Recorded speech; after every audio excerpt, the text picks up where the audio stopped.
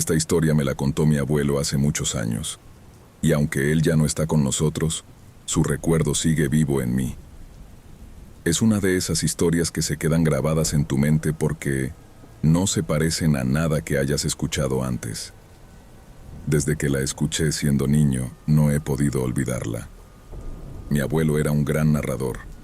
Siempre tenía algo que contar, y aunque no está aquí para confirmarlo, estoy seguro de que no le molestaría que compartiera esta historia con otros. Antes de empezar, necesito dar un poco de contexto. Mi abuelo nació a principios de los años 20, en una humilde casa de 2 habitaciones con piso de tierra en la zona rural de Carolina del Sur. Era hijo único de un aparcero, y le tocó crecer en plena Gran Depresión. Fue un bebé prematuro, y sus padres, que ya habían perdido a un hijo antes, lo protegían con esmero.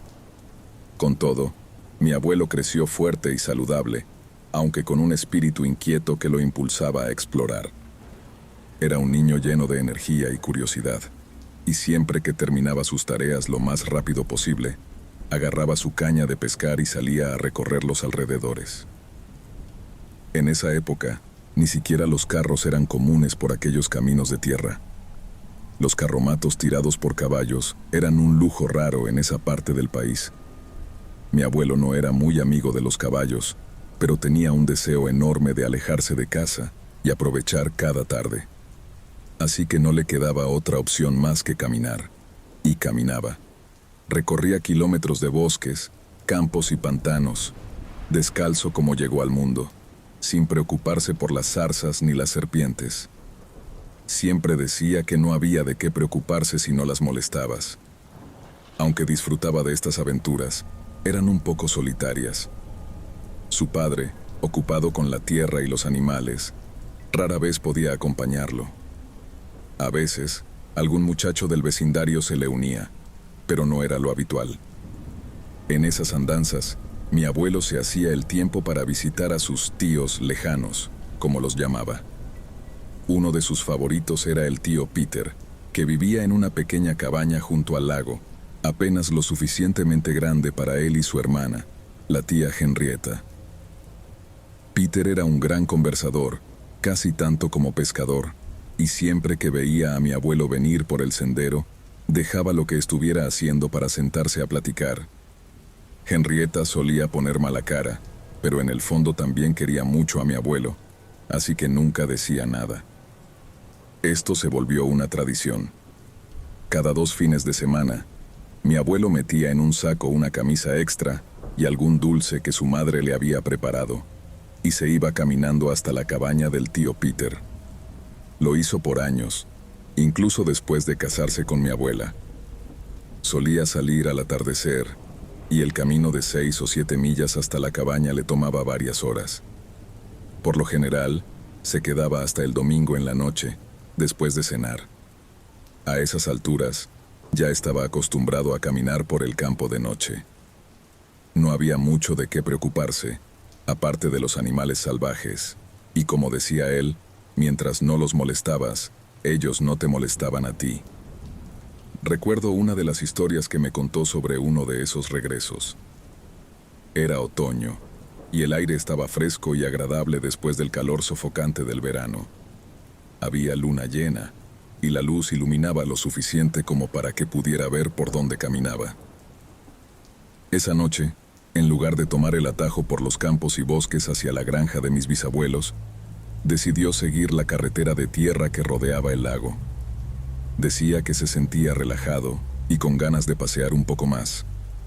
Caminaba descalzo, silbando suavemente, tan familiarizado con el camino que apenas prestaba atención a su entorno.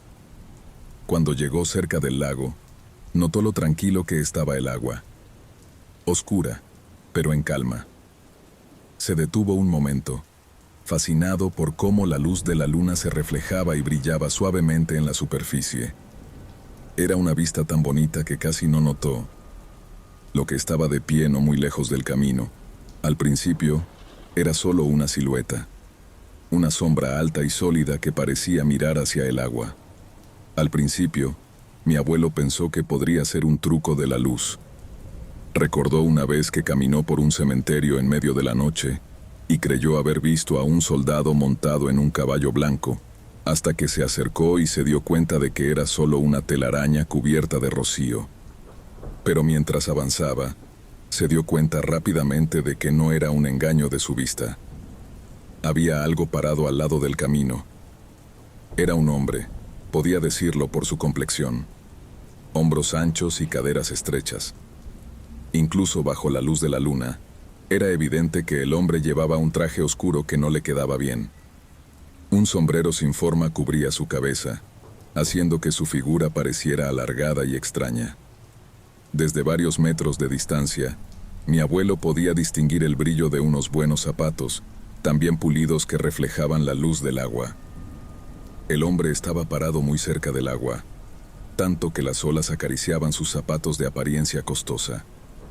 El reflejo cambiante del lago iluminaba suavemente su rostro, permitiendo que mi abuelo distinguiera rasgos marcados por el tiempo y el esfuerzo. Las líneas alrededor de su boca y ojos eran claras mientras sonreía. Fue entonces cuando mi abuelo se dio cuenta de que el hombre le estaba sonriendo.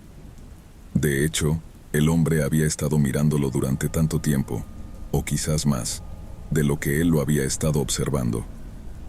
Rápidamente, mi abuelo recordó sus modales y saludó al hombre con cortesía. La expresión del hombre no cambió, pero giró la cabeza para seguir el movimiento de mi abuelo, mientras éste se detenía al otro lado del camino. Algo inquieto, mi abuelo permaneció allí, incómodo, esperando lo que consideraba un tiempo apropiado para una respuesta. El hombre no habló. Su rostro permaneció inmóvil, pero lentamente levantó la mano e hizo un gesto con los dedos, llamándolo silenciosamente a que se acercara. Mi abuelo negó con la cabeza. «No, señor, no puedo quedarme a platicar. Tengo que llegar a casa. Que pase buena noche». Inclinando la cabeza, mi abuelo empezó a caminar de nuevo, pasando junto al hombre extraño con un paso un poco más rápido que antes. Sintiendo que lo observaban, se detuvo nuevamente más adelante en el camino. Al voltear para mirar atrás, vio que el hombre se había dado la vuelta, ahora mirando en la dirección a la que mi abuelo se dirigía. Seguía observándolo, pero ahora estaba metido hasta la cintura en el agua. Confundido y atónito, mi abuelo solo pudo quedarse mirando al hombre que estaba de pie en el lago, con la misma sonrisa en su rostro. El hombre levantó la mano otra vez, haciendo el mismo gesto para que se acercara. Sacudiendo rápidamente la cabeza, mi abuelo repitió lo que había dicho antes, aunque las palabras sonaron extrañas incluso para él. «No, señor, no puedo quedarme a platicar. Tengo que llegar a casa. Que pase buena noche». Se dio la vuelta y empezó a caminar más rápido, escuchando con atención por si había sonidos de chapoteo o pasos detrás de él. Pero no hubo nada. Y fue entonces cuando se dio cuenta de algo que lo heló. Nunca había escuchado un solo sonido. Ni un chapoteo, ni una gota, ni el roce de los zapatos contra la tierra. Solo silencio, envolviéndolo junto a los árboles. Un escalofrío recorrió su espalda mientras lo invadía la sensación de ser observado. Se quedó congelado en el lugar. Todo en él le decía que siguiera caminando y no se detuviera hasta llegar a la puerta de la cocina de su madre. Pero hubo un impulso aún más fuerte que no pudo resistir. Tenía que girarse, mirar una vez más. Se dio vuelta y miró hacia el lago. El hombre seguía ahí, pero ahora estaba más adentro. El agua le llegaba hasta los hombros y aún sonreía. Incluso desde varios metros de distancia y en la oscuridad, de alguna manera mi abuelo sabía que el hombre seguía sonriendo. Hubo movimiento. El hombre levantó la mano por tercera vez, haciendo el mismo gesto, llamándolo. Mi abuelo no estaba seguro de qué quería o si realmente significaba algo, y nunca lo supo. Sin decir una palabra, se giró hacia los árboles y se alejó.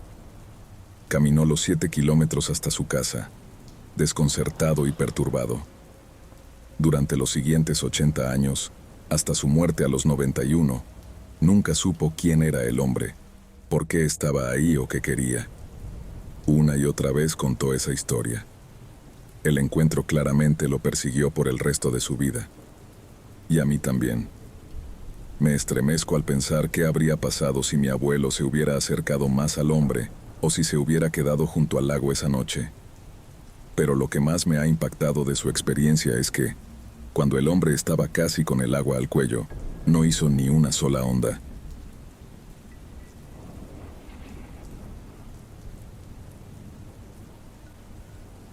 Mi abuelo dirigía una compañía de explotación forestal y minería, y estaban estableciendo una oficina en una región relativamente remota de un país en vías de desarrollo.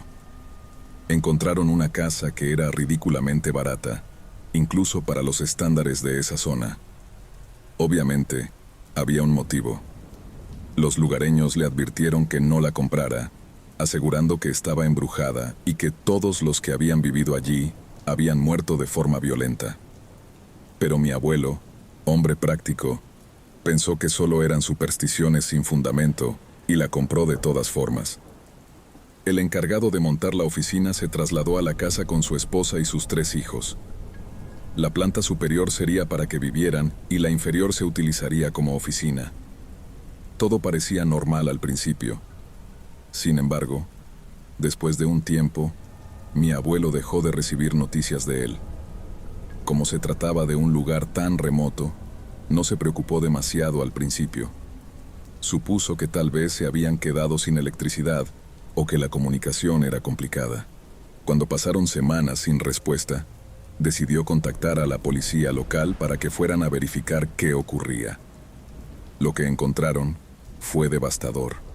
Todos estaban muertos. Según el informe, el hombre había perdido la cordura y había matado a su esposa e hijos con un machete antes de acabar con su propia vida. Y no fue algo rápido ni limpio. El relato que llegó a oídos de mi abuelo era espantoso. Todos los cuerpos estaban brutalmente mutilados, y según algunos, la escena era tan sangrienta que incluso el techo estaba salpicado. La gente del pueblo decía que los espíritus habían lanzado los cuerpos por la habitación, lo que explicaría cómo llegó la sangre a esas alturas. Mi abuelo, siempre escéptico, intentó explicar que era posible debido a la presión arterial y la violencia del acto, pero lo miraron como si estuviera loco. Lo más inquietante de todo fue que el hombre, después de cometer los crímenes, había movido una cama enorme y pesada para bloquear la puerta. Era de esas camas antiguas, casi imposibles de mover entre 2 personas. Los lugareños afirmaron que era prueba de que había sido poseído por espíritus malignos.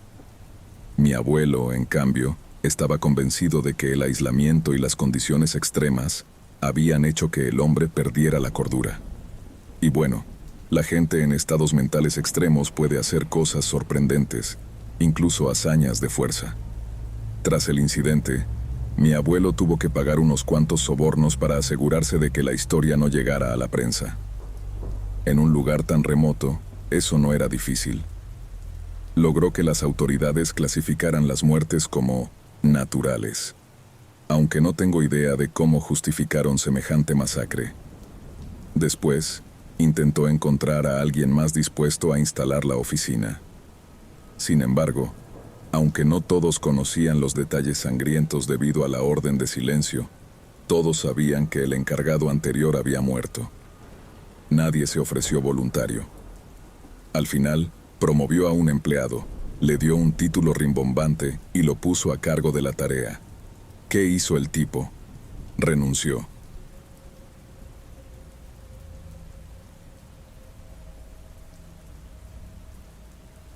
Trabajaba como ama de llaves para una empresa que me asignaba a diferentes casas en la zona. Un día, me tocó un trabajo en una casa que estaba a unas pocas localidades de distancia. Era de noche, y aunque no tenía muchas ganas de ir porque ya estaba cansada, decidí tomar un atajo por un camino viejo que conocía para reducir el tiempo de viaje a la mitad.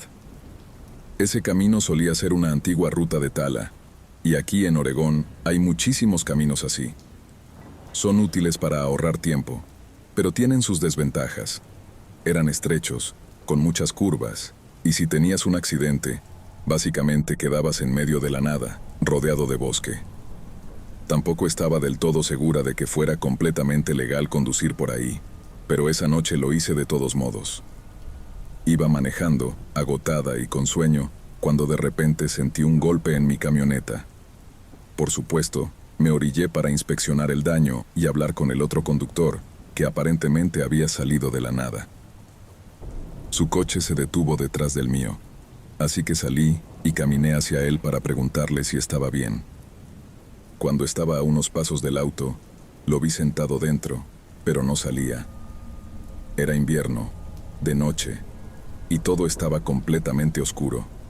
Apenas podía distinguir su figura. Hacía un frío que calaba los huesos, y cuanto más tiempo pasaba ahí, más inquieta me sentía.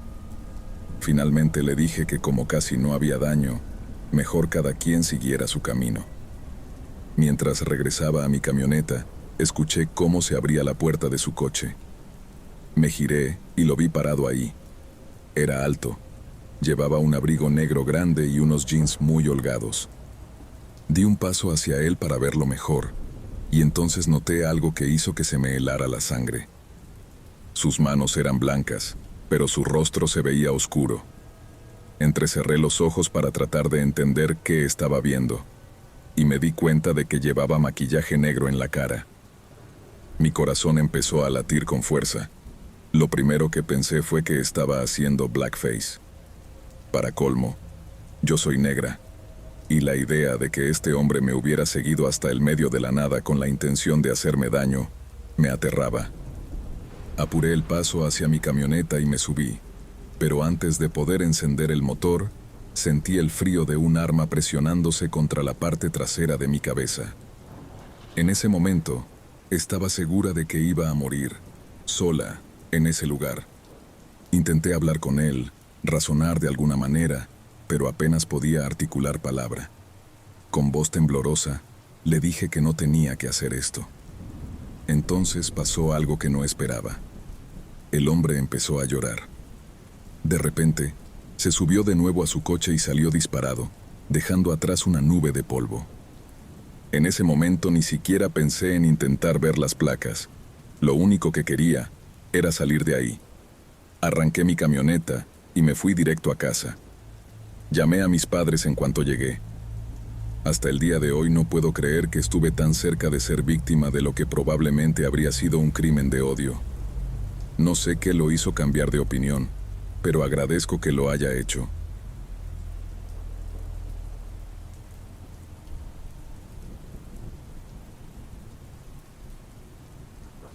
Estaba cuidando la casa de mis padres, que viven en un lugar realmente apartado. El vecino más cercano está a unos kilómetros. Ellos habían llevado a sus perros de vacaciones a la playa, así que la casa estaba extrañamente silenciosa. Era de ese tipo de quietud en la que no quieres apagar la televisión, porque si lo haces solo quedarás con los sonidos extraños de tu respiración y tus pasos. Era una noche completamente oscura, sin luna. Salí al porche trasero a fumar un cigarro antes de dormir. Cuando llegué al pie de las escaleras, saqué un cigarro del paquete y busqué el encendedor. Al girar la rueda, la pequeña llama iluminó brevemente todo a mi alrededor.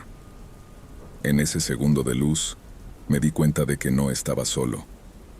En los pocos segundos que me tomó procesar la imagen borrosa, me di cuenta de que había visto, aunque solo por un momento, una enorme bestia peluda de 4 patas comiendo de uno de los platos de los perros cerca de las escaleras que llevaban del porche a la casa.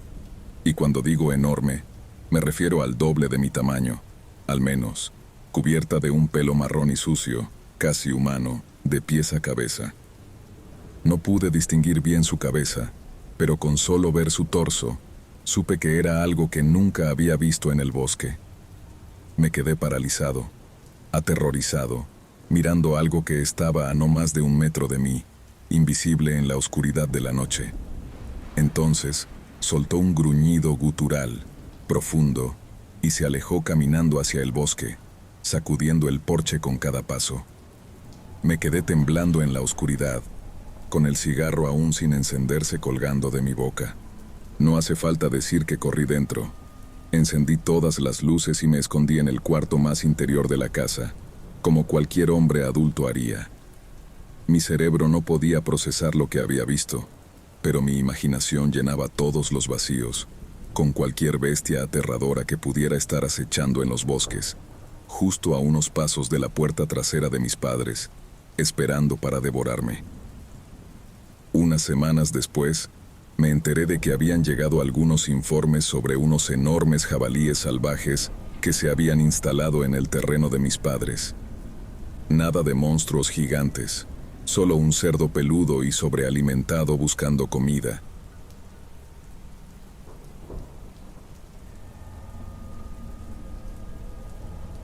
Déjame contarte un poco sobre mi historia. Vivo en los Países Bajos, a unos 3 kilómetros de la frontera con Alemania.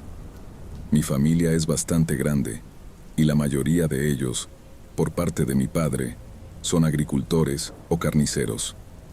La granja que mi papá tenía ha estado en la familia durante casi 160 años, y ha tenido muchos sucesos extraños a lo largo de su historia. Por ejemplo, en la década de 1920, 2 personas que trabajaban allí como ayudantes se pelearon y una mató a la otra. En nuestra propiedad también tenemos el inicio de un gran pantano, y a lo largo de los años, por lo que sé, varios niños se ahogaron ahí a principios del siglo XX. Durante la Segunda Guerra Mundial, mi familia ayudó a muchas personas a cruzar ese mismo pantano, porque era muy peligroso si no conocías el camino. Muchos soldados alemanes y civiles holandeses se ahogaron allí. Cuando los alemanes se enteraron de que estábamos ayudando a la gente, ejecutaron a mi bisabuelo y a varios de sus hermanos como escarmiento. A lo largo de la historia, también ha habido varios incendios en los establos que nadie puede explicar. Así que, como puedes ver, han pasado muchas cosas extrañas aquí. Te voy a contar algunas historias en orden cronológico. La primera ocurrió cuando yo y una de mis hermanas éramos pequeños. En ese entonces, mi papá tenía un gran campo de árboles de Navidad al lado de la casa, que estaban a la venta. Para un niño de 6 años como yo, ese lugar era el escondite perfecto para jugar al escondite, porque era como un laberinto de árboles. Mi primo, que tenía 17 años en ese momento, nos estaba buscando, a mí y a mi hermana. Así que nos metimos naturalmente en el campo de los árboles de Navidad. Después de lo que para un niño pequeño fue una eternidad, nos rendimos y decidimos buscar a mi primo. Nosotros pensábamos que lo habíamos visto a través de la ventana de uno de los antiguos establos, mirándonos. Así que corrimos hacia el establo, ya que esa era la única entrada-salida visible en ese momento. Pero, sorprendentemente, cuando llegamos, no había nadie. Justo en ese momento, mi primo salió de detrás de la casa, que estaba detrás de nosotros, por lo que no pudo haber estado allí. En ese momento, éramos los 3 únicos en la granja, porque él nos estaba cuidando. Le preguntamos si él estaba en el establo, y nos dijo que no. Así que, ¿quién demonios estaba allí? La segunda historia ocurrió cuando tenía 8 años. Ya teníamos 6 hermanos y hermanas, siendo yo el mayor, así que tuvimos que hacer espacio. Mi hermana más pequeña, mi hermano que estaba justo debajo de ella, y yo teníamos la habitación en el ático.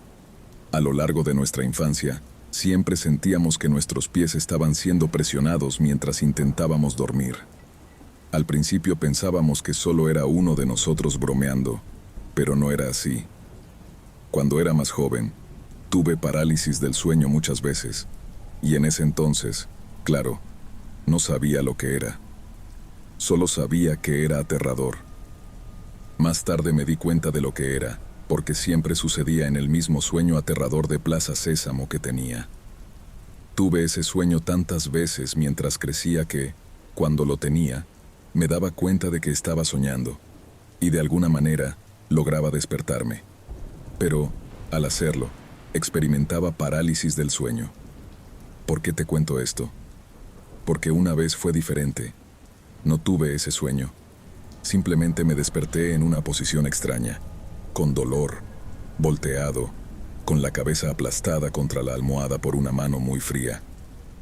Me costaba respirar. Afortunadamente, mi hermana se despertó para ir al baño, y cuando encendió la luz, gritó al verme en esa posición tan rara. Mi hermana y mi hermano le contaron a mi papá, y cuando él subió, lo que fuera que me había sucedido, el momento en que se abrió la puerta, pude moverme. Y sé que algunos en los comentarios van a decir que fue parálisis del sueño, pero créeme, sé la diferencia. Esto fue muy diferente, como la mano fría, que nunca había sentido antes. La tercera historia ocurrió cuando tenía 11 años. Estaba nevando muy fuerte. La noche anterior, había estado ayudando a mi papá en la granja. Nadie se acercó a los viejos establos, pero había un rastro de huellas que salían de allí. No había huellas que indicaran que alguien había ido hacia los establos, solo huellas saliendo. Nadie había ido cerca de esos establos en ese momento, porque, como dije, si lo hubieras hecho, habría sido visto en la nieve y había nevado mucho la noche anterior. A mis papás les pareció muy raro, así que mi papá decidió seguir las huellas conmigo, porque las huellas llevaban hacia un campo que iba hacia el pantano, y eso nos emocionó mucho, porque a mis hermanos y a mí nos tenían prohibido ir allí, ya que es muy peligroso. Una vez desobedecimos a mi papá e intentamos ir, y mi hermana se quedó atrapada. Estaba hasta el pecho en el agua, y yo la sostenía para que no se hundiera más. Mi hermano corrió a buscar a mi papá. Todo terminó bien, pero recibimos una golpiza tan fuerte que nos dejó una gran impresión, y nadie pensó en cruzar a mi papá otra vez, por miedo a su furia. Seguimos las huellas profundamente en el pantano, y nos llevaron hasta el agua congelada, como si estuviera lo suficientemente helada como para aguantar a un animal pequeño, pero definitivamente no a un adulto ni a un niño pequeño. No sé si los espíritus dejan huellas, pero no sabemos qué era eso. Si hubiera habido huellas hacia los establos y luego saliendo, tendría sentido, pero no era así, y mi papá estaba bastante asustado por esto. Cuando tenía 13 años, estábamos jugando Mario Kart 64 en el Nintendo 64. Mis padres se fueron como siempre al bar, donde mi papá jugaba al billar con sus amigos. Ya éramos lo suficientemente grandes para quedarnos solos, así que mi hermana y yo, que era la mayor, nos encargábamos de cuidar a los demás. Solo había una regla: no abrir la puerta, ni la de enfrente ni la trasera, para nadie, ni siquiera si era alguien que conocíamos. Si alguien tocaba, debíamos hablar por el buzón, y si había algún problema, teníamos el número de teléfono del bar. Claro, en esa época no había móviles. Estábamos jugando con los 4 controles, y los íbamos alternando para que todos tuviéramos la oportunidad de jugar. Todos en la sala estábamos tan concentrados en la pantalla, como si estuviéramos viendo la final del mundial. Yo, por mi parte, estaba en una racha perdedora épica, así que no pude evitar mirar de reojo algo grande y oscuro que se movía de izquierda a derecha en la cocina. No le presté atención porque estaba muy concentrado en intentar ganar al menos una vez para dejar de escuchar a mis hermanos quejándose. Pero mi hermana, que se dio cuenta antes que yo, preguntó: ¿quién más vio esa cosa oscura en la cocina? De los 8 niños que estábamos allí, 5 la vimos, incluido yo. Yo no quería llamar a mi papá y arruinar la oportunidad de estar en casa sin supervisión, porque ser el cuidador en casa sin padres era lo mejor cuando tienes 13 años. Así que, junto con mis 2 hermanos menores, nos levantamos, y aunque estábamos asustados, buscamos por toda la casa, debajo de las camas, en los armarios, en el baño, pero no encontramos nada. Las ventanas estaban cerradas, todo estaba en orden, así que solo nos quedamos esperando a que papá regresara. Cuando llegó, estaba molesto porque no estábamos en la cama, pero le contamos lo que había pasado. Él no le dio mucha importancia, nos mandó a la cama y nos dijo que no era para tanto. Fue una noche bastante aterradora intentando dormir, pero lo más importante, no perdí mis privilegios de cuidar la casa. Esta quinta historia pasó muchas veces mientras crecíamos, y según mi papá, todavía pasa, incluso cuando él era pequeño, ya que creció en esa misma granja. A medianoche, siempre había un golpe muy fuerte en la puerta de entrada, solo un golpe. No ocurría todas las noches, pero sí más de lo que imaginamos. Solo ocurría cuando estábamos despiertos, porque si no, no lo escuchábamos. No era solo la casa haciendo ruidos extraños. Conozco todos los sonidos de la casa, pero ese golpe era distinto. Sonaba justo en la puerta principal. También había una sensación extraña de estar siendo observado, como si algo estuviera detrás de ti, pero raramente dentro de la casa, casi siempre en los graneros o establos. Creo que he visto a la persona de mi primera historia más veces de las que me gustaría recordar, siempre de reojo en ese establo. Dicen que los animales pueden sentir cosas raras, y creo que eso es parcialmente cierto.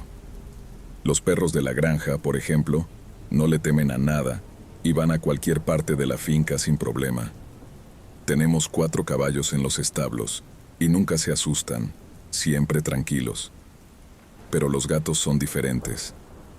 Ellos solían ir a los establos a cazar ratones, pero a veces ni siquiera se acercan. Aunque los tomes en brazos y los lleves allí, se ponen muy inquietos, maullando raro y actuando de una manera extraña.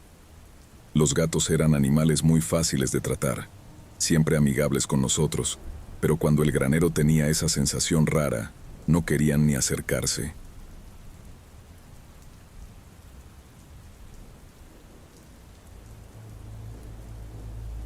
En nuestro pueblo hay una vieja fábrica textil en el centro, que ahora está cerrada.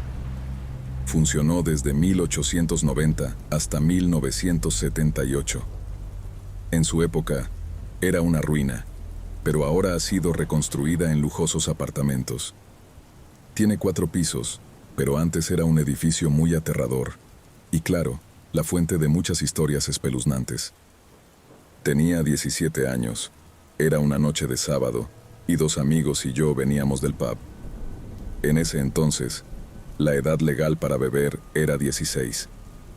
La subieron a 18 hace unos años, pero en ese momento decidimos poner a prueba nuestra valentía e ir a la fábrica. El lugar estaba prohibido, estaba cercado, pero eso no nos detuvo. Saltamos la cerca y entramos de todos modos. Hay que decir que no teníamos teléfonos móviles como los de ahora, con linternas y esas cosas. Nos adentramos casi a oscuras. Sabía que era una movida estúpida y probablemente peligrosa. Cuando llegamos al 3er piso, después de caminar un buen trecho, nuestros corazones casi se detienen. Escuchamos un ruido muy lento, y cuando nos deteníamos, también se detenía. Entonces corrimos lo más rápido que pudimos y nos dirigimos a la salida a ciegas. Estábamos todos aterrados, y creo que el alcohol tuvo mucho que ver. Mis amigos no paraban de decir, ¿es esto real? Y al mismo tiempo, vimos a lo lejos a 4 chicos más jóvenes corriendo. Uno de mis amigos salió tras ellos, y nosotros los seguimos. Detuvimos a los 4 chicos y les preguntamos, ¿estaban ustedes en la fábrica? Al principio estaban aterrados, claro, como si 3 tipos mayores persiguieran a 4 chicos más jóvenes. Pero cuando nos dijeron que se sintieron aliviados, nos dio risa.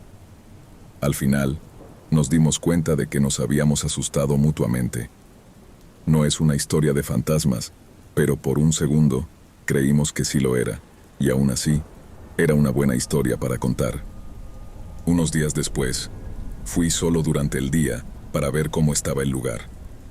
Descubrí que habíamos tenido mucha suerte, porque en el 3er piso, justo en el centro, el suelo se había hundido, y si caías 3 pisos. Así que realmente fuimos afortunados de habernos detenido a tiempo. Este siguiente relato ocurrió cuando tenía 25 años. Una de mis hermanas se mudó a una casa nueva, muy apartada, donde solo había otras 2 casas y un centro de fiestas que estaba cerrado durante la semana. Los fines de semana abría, pero en general era un lugar muy tranquilo. Después de un mes, me di cuenta de que algo estaba perturbando a mi hermana, así que le pregunté, pero no quería contarme porque decía que sonaba tonto. Al final, me lo dijo. A veces, por la noche, escuchaba lo que sonaba como una niña llorando suavemente frente a su casa, y la aterraba porque, al mirar, no había nada, y el llanto se detenía cuando abría la puerta principal. Me pidió que me quedara a dormir para ver si yo también lo escuchaba, y acepté. La primera noche no pasó nada, pero la segunda sí. Era como me dijo, un llanto muy suave y lento, como el de una niña. Miré y no había nada. Me quedé una tercera noche y volvió a suceder. Ver a mi hermana llorar me molestó, porque por fin había encontrado su propio lugar, y luego esto. Al ver a mi hermana así, me enfurecí con lo que sea que estuviera causando ese sonido. Abrí la puerta y grité, ¿puedes dejarnos en paz? No eres bienvenida aquí. Y créelo o no, desde entonces se detuvo.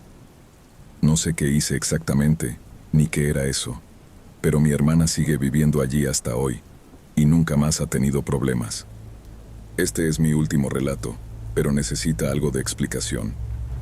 Planeé una noche de películas con una de mis hermanas. Tenía una llave de su casa. Ella no estaba, así que entré. Miré un mensaje en mi teléfono donde me decía que se retrasaría un poco porque algo había ocurrido en el hospital donde trabaja, ya que es enfermera. En un momento me aburrí y comencé a jugar con su perro, tomando fotos. Al día siguiente, vi una foto en mi teléfono. No es mi reflejo. El rostro es mucho más grande, y yo tenía barba, y todavía la tengo. En esa habitación no hay carteles, cuadros, pantallas de televisión ni nada con superficie reflectante en esa dirección. Y para aclarar, no era la misma casa de mi hermana de la historia anterior. Todavía me da miedo. No sé qué pudo haber sido.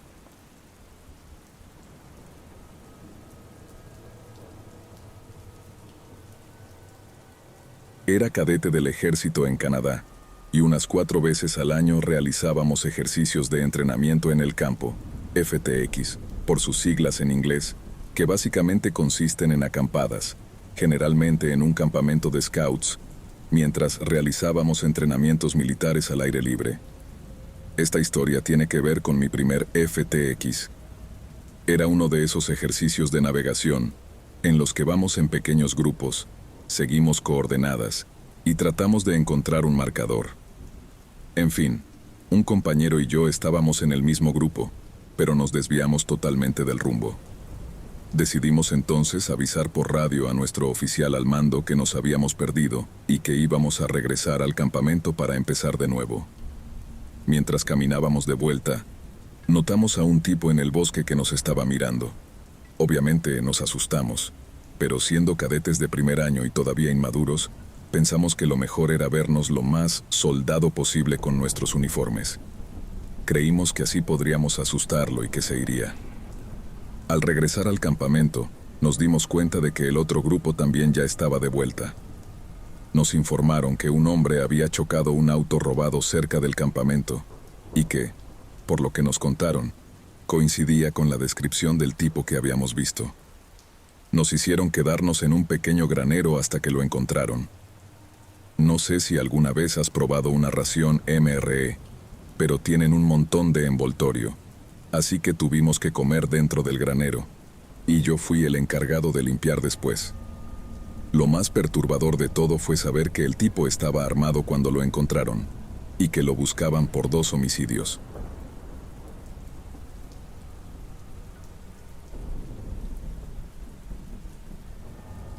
Trabajaba como cuidador en un rancho justo a las afueras del Parque Nacional Yellowstone.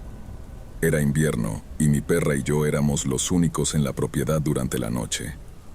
Había una gran tormenta de nieve. Me desperté a las 5 de la mañana por los ladridos de mi perra y un golpeteo en la puerta principal. Me desperté sobresaltado, esperando otro golpe antes de levantarme. Mi perra ahora paseaba de un lado a otro, gimiendo. Me levanté torpemente y abrí la puerta, pero no había nadie. No había ni una sola huella en la nieve que condujera hacia la casa, en los 40 centímetros de nieve fresca. Mi vecino más cercano estaba a 2 millas de distancia. Volví a la cama sin darle mucha importancia, y traté de dormir. Más tarde esa mañana, me levanté y con mi perra nos fuimos a trabajar en mi otro empleo como técnico de esquí. Cuando regresé esa noche, la puerta trasera estaba abierta. Aún así, las únicas huellas que había eran las mías y las de mi perra. Revisé toda la propiedad y no encontré más huellas. Al revisar la casa, encontré que la cama del cuarto de huéspedes había sido usada. Esa cama había estado ordenada durante semanas, y aún quedaba la impresión de una cabeza en la almohada. Esta era una casa antigua, y había escuchado rumores de que algunas personas habían muerto aquí, en la cabaña donde vivía. Esta fue una de las pocas experiencias extrañas que tuve en la propiedad. También había rumores de que, unos años antes, el dueño de este rancho, que en su momento fue un lodge de caza, tenía una hija que no trataba bien. Al parecer, ella solía ser obligada a cumplir las duras peticiones de su padre para satisfacer sus caprichos. La gente la veía, la escuchaba y la sentía. A esta figura la llamábamos la Dama de Rojo. Mi cabaña no era tan activa como otras, pero en ocasiones sentía una presencia. Una noche, tuve muchas dificultades para dormir. Seguía viendo algo en mi campo de visión periférica mientras yacía en la cama en la oscuridad. Vi algo en mi silla de descanso, en la esquina de la sala. Soy bastante tranquilo, así que traté de pensar en otra cosa, y pronto me quedé dormido. Me desperté unas horas después con mi perra sentado en la esquina de mi cama. No me asusté, así que la observé con calma. Parecía como si algo la estuviera acariciando. Mi perra disfrutaba de la sensación y lamía el aire. Estaba despierta, sentada, con la cabeza alta. Después de unos segundos, me senté. La perra me miró y sentí como si algo pasara justo a través de mí. La perra salió corriendo al otro cuarto, moviendo la cola como si estuviera persiguiendo a alguien y quisiera jugar. Sentí la misma sensación de algo atravesándome en otro momento. En verano, no vivía en esta cabaña. Vivía en una habitación anexada a la cocina, ya que era el chef de este rancho. Entre mi cocina y mi oficina estaba el comedor de empleados. Cuando apagaba las luces de la cocina, miraba a través del comedor hacia mi habitación, justo cuando vi algo distorsionado viniendo de mi cuarto hacia mí. Me quedé paralizado, y esa cosa volvió a pasar a través de mí. En ese momento, las luces parpadearon. Fue una sensación muy extraña, y esta fue la segunda vez que sentí lo mismo. La habitación del jefe de los vaqueros tenía la mayor actividad. Esta cosa no era más que una bromista. Siempre contaba historias de cosas que volaban por la habitación. Una vez, justo después de cepillarse los dientes, salió de su cuarto y se dirigió a la cama. El tubo de pasta de dientes voló por encima de sus hombros y aterrizó en la cama. Las fotos caían. Los aparatos electrónicos se volvían locos. Pasaban todo tipo de cosas casi todas las noches.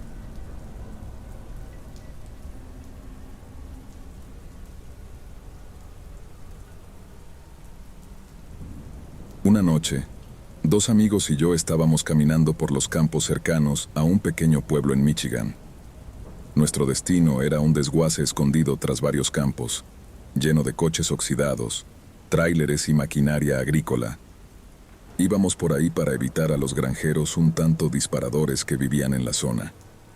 Estábamos cerca del lugar cuando nos topamos con un arroyo demasiado ancho como para saltarlo. Era finales de otoño, y mojarse los pies no era una opción cómoda, así que decidimos retroceder y meternos en el campo adyacente. Desde nuestra esquina del campo, veíamos una línea de árboles que corría de este a oeste, hacia el sur, y el terreno subía hasta una colina grande. Nos quedamos un momento ahí, discutiendo qué hacer, cuando algo llamó mi atención. A lo lejos, como a unos 75 metros, había una gran roca blanca que parecía brillar un poco bajo la luz de la luna. Estaba mirando de manera distraída cuando la roca se movió.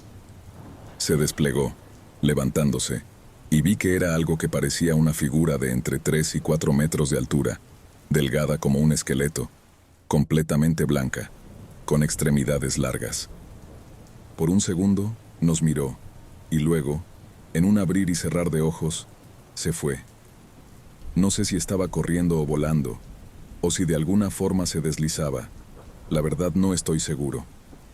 Lo que sí sé es que cruzó el campo y subió la colina en un par de segundos, en completo silencio, y desapareció.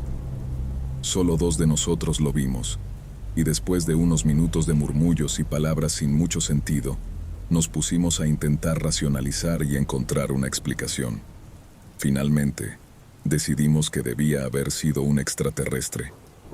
Un año después, estaba en una fiesta, y, como era de esperarse, el tema de los extraterrestres salió a la conversación. Conté lo que había visto, y alguien me miró con sorpresa y me dijo: «Déjame adivinar, ¿fue en Saranac?». Confirmé, y al instante intercambiamos miradas de asombro. Me indicó a un tal Eric, que había crecido en ese pueblo. Eric me contó que había visto cosas raras toda su vida, luces en el cielo, etc., pero nunca algo humanoide. 1 año y medio después, recibí una llamada de un conocido que estaba trabajando de noche. Me dijo que había notado a una chica mirándolo de manera extraña. Finalmente, ella se le acercó y le dijo: «Siento que debo hablar contigo».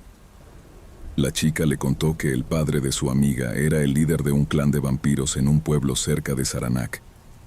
Mi amigo, recordando nuestra historia sobre las cosas raras en la zona, le preguntó si sabía algo sobre Saranac. Ella se puso muy a la defensiva, pero terminó revelando que Saranac era un lugar donde se criaban dragones. Hasta el día de hoy no sé si vi un dragón, un extraterrestre o un vampiro, pero investigué un poco y me enteré de algo extraño. Una chica que vivió ahí de pequeña me contó que vio marcas de quemaduras de unos 4 metros de largo en las orillas de los caminos y en medio de los campos. Muy raro, ¿no?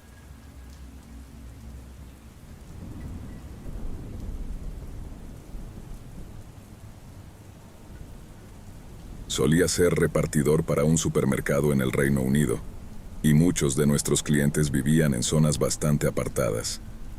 Mi última entrega de la noche era para un cliente nuevo al que nunca había ido antes.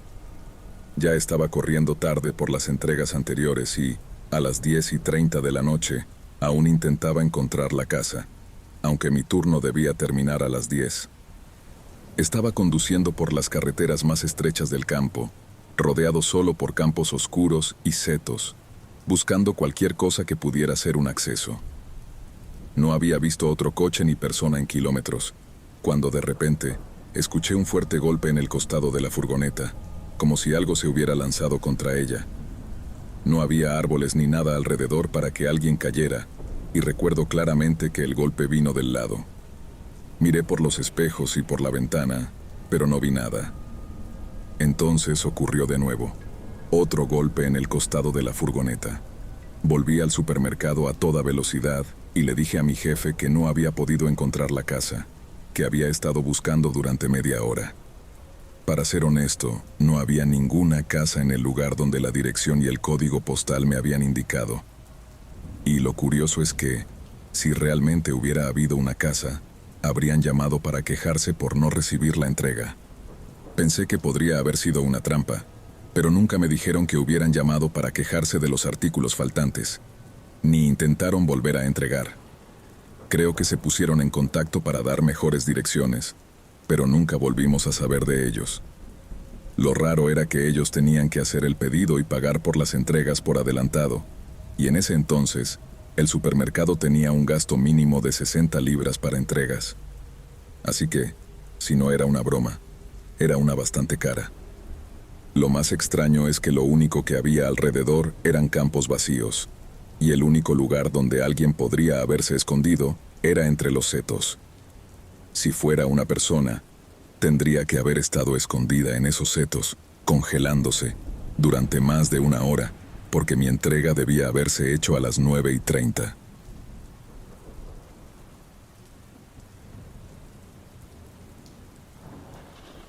Esto sucedió hace 12 años, cuando tenía 16 años. Era una chica, y en ese entonces vivía en un pequeño pueblo donde la mayoría de la gente vivía en el campo.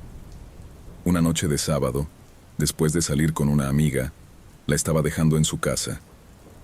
Ella vivía bien afuera, en el campo, y para llegar allí tenías que tomar muchas carreteras sinuosas, sin nada a los lados, y con poca gente circulando por ellas. Había algunas casas, pero la mayoría de las personas tenían mucho terreno, por lo que todo estaba bastante disperso.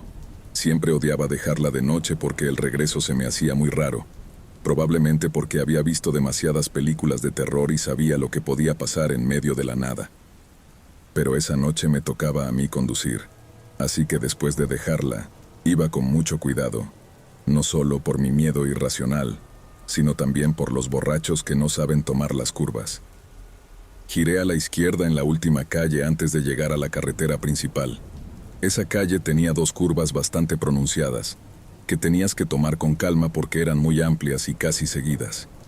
Estaba acercándome a la primera curva y estaba reduciendo la velocidad cuando vi a 3 personas vestidas completamente de negro, con pantalones deportivos y sudaderas negras, caminando en medio de la calle y bloqueando todo el carril.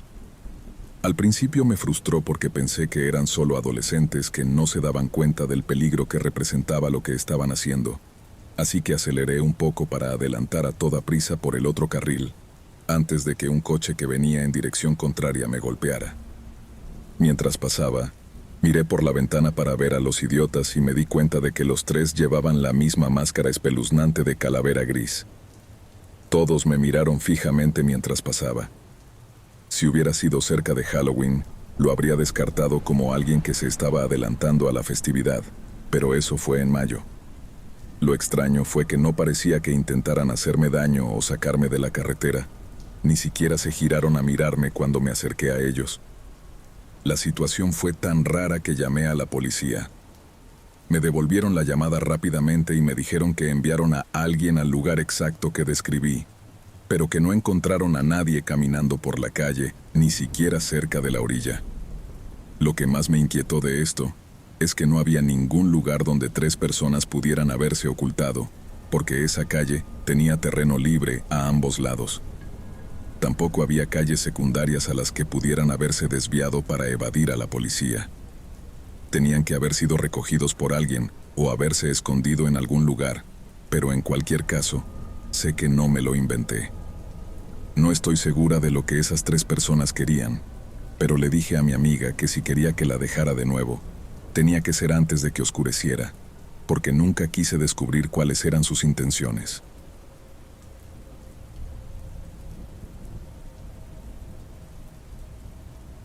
Vivo en una isla donde la mayoría de la gente vive cerca de la costa, pero la casa de mi infancia está en lo profundo de las montañas. Imaginen una casa en el bosque, pero en la cima de una montaña, rodeada de una espesa niebla todas las noches, como en una mala película de terror. El bosque que la rodea empieza a menos de 2 metros de las paredes exteriores de la casa. Nuestro vecino más cercano está a unos 15 minutos en coche, y a solo 5 minutos, hay una casa abandonada que creo que perteneció a un pariente lejano, y que lleva más de 40 años deshabitada. No hay farolas, y por la zona rondan todo tipo de animales. Esto es importante para la historia porque, aunque no pudieras ver a un grupo de 10 personas escondidas a 1 metro de distancia, podías escuchar absolutamente todo a varios kilómetros de distancia. Si veíamos las luces de un coche o escuchábamos que se acercaba, mi familia y yo apagábamos las luces y nos escondíamos. No sé por qué, tal vez por ser tímidos o antisociales, lo que sea. Creo que eso es suficiente contexto para entender la historia. Mi casa era pequeña y humilde, pero el coche de mi familia era bueno. Yo no sabía mucho de autos, pero mi papá siempre decía que sin un buen coche no podríamos hacer mucho, especialmente viviendo en una montaña. En ese momento había 8 personas dentro de la casa. Eran las 11 de la noche. Yo estaba en la mesa del comedor, disfrutando de mi cereal mientras veía anime, pasando un buen rato. Las luces de la casa estaban encendidas, así que nada se veía en la oscuridad de afuera.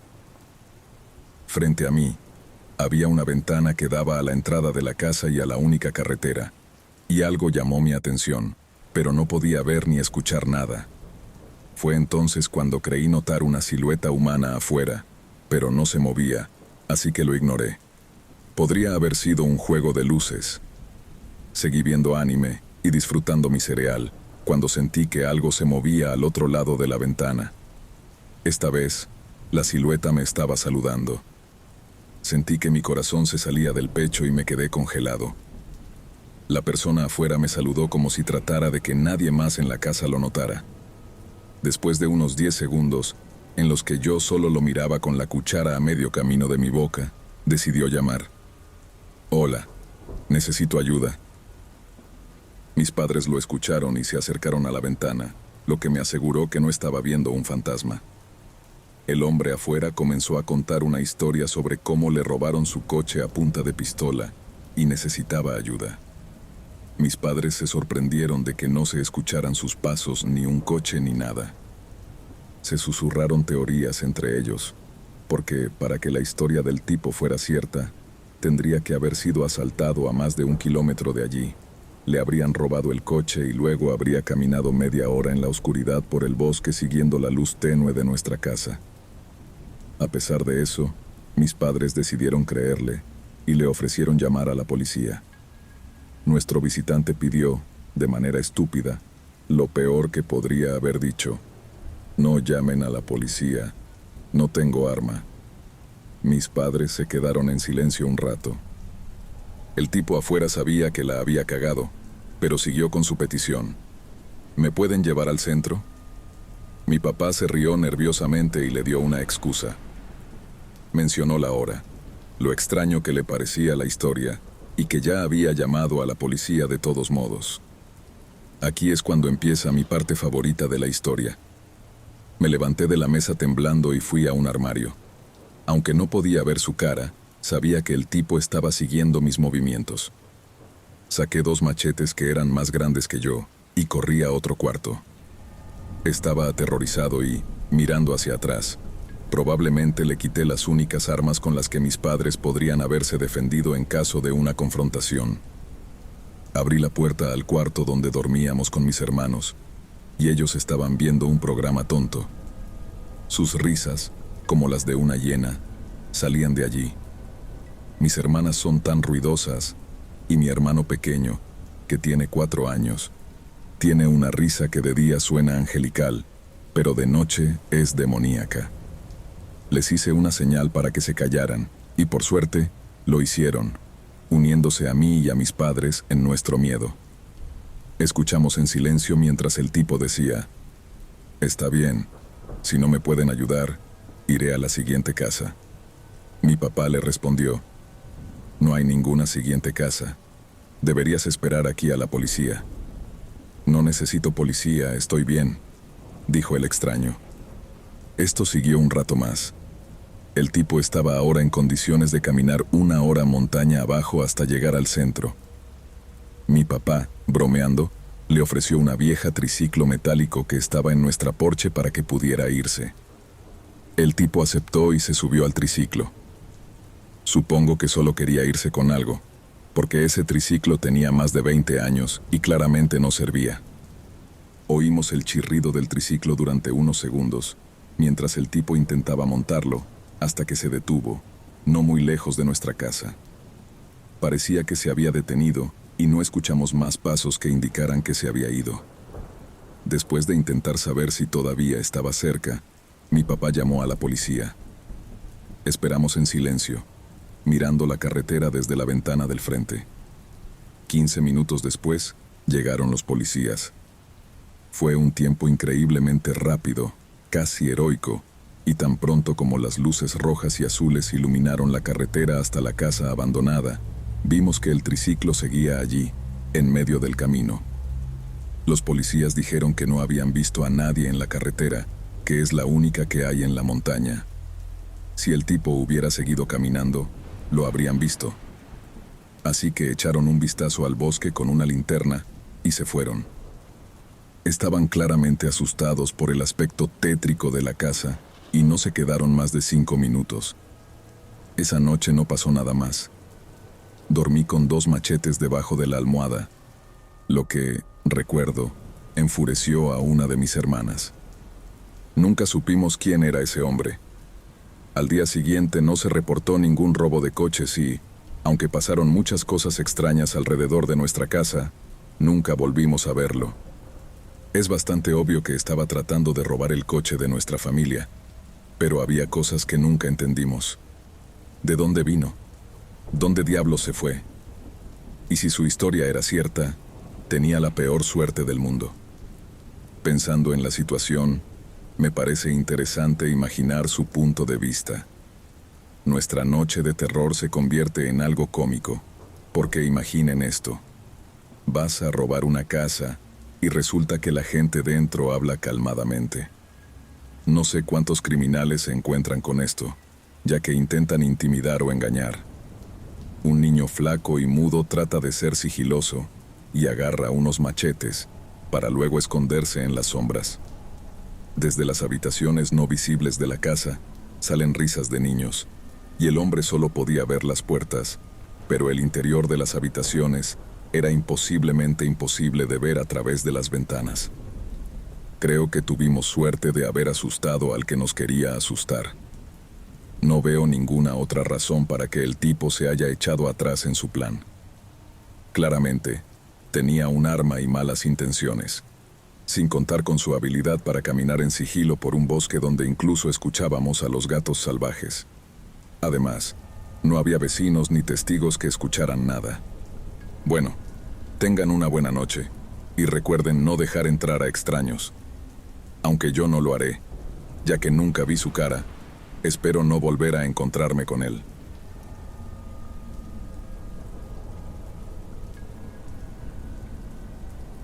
Quiero compartir una de las sesiones de fotos más aterradoras de toda mi vida, no solo por lo extraño del tema, sino también por el tipo raro que apareció. La noche anterior, mi modelo y yo decidimos hacer unas fotos que habíamos querido hacer desde hace tiempo.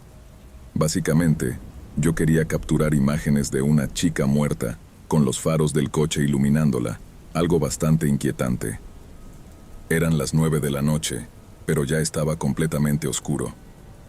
Encontramos unos caminos solitarios en medio de la nada y comenzamos la sesión.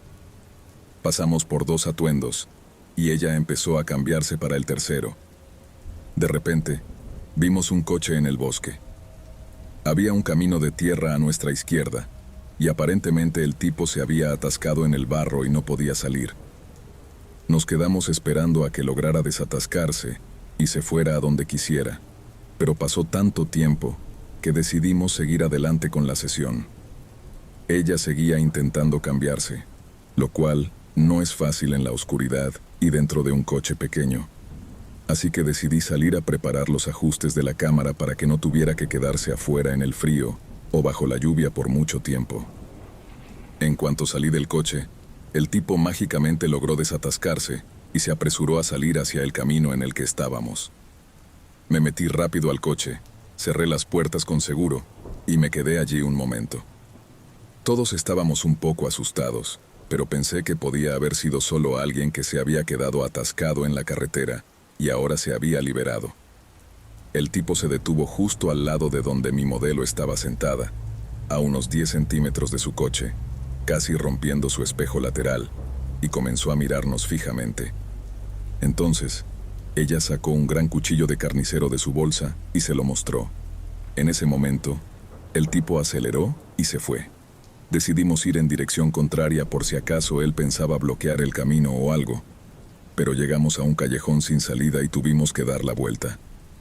Cuando regresamos al lugar donde habíamos visto al tipo, él estaba allí mismo, haciéndose pasar por otro atascado. Así que aceleramos y lo pasamos rápidamente. Luego llamamos a la policía, porque pensábamos que podría estar esperando que alguien se acercara para ayudarlo y luego hacerles daño.